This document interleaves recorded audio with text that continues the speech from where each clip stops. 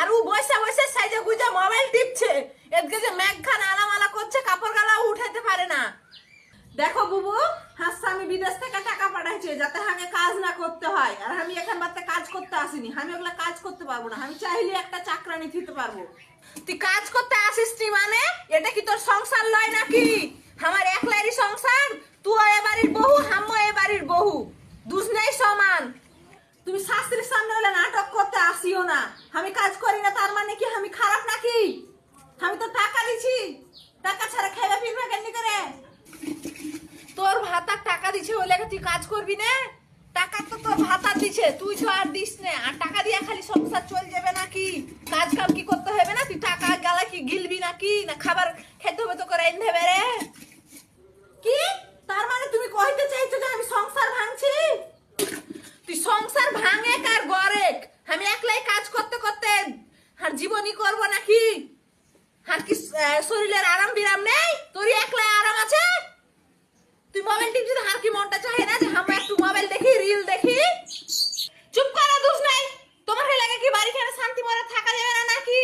কি যে শুরু করছে দুষ নাই, চাচা মেচি সংসারটাতে অশান্তি এনে দিয়েছে।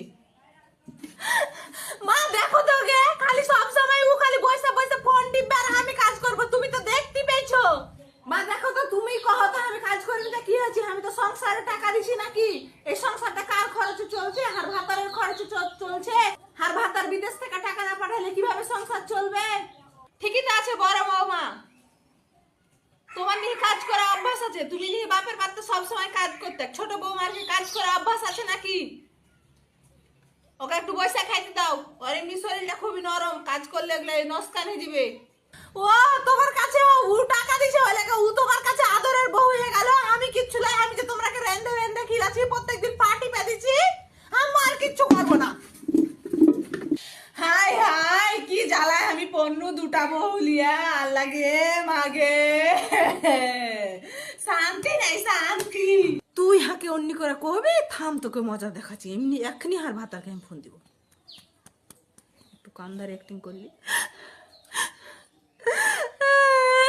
বাবু দেখো তোমার ভাইয়ের বউ খালি আগে কাজ করতে কইছে।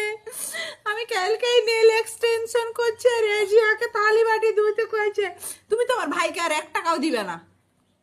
তুমি আমরা ওরাকে টাকা দিয়ে ওরকে সংসার চালাইছো, আর ওরা আমাকে কাজ করতে কইছে। হ্যাঁ হ্যাঁ, এখনি ওরাকে মজা বুঝাও।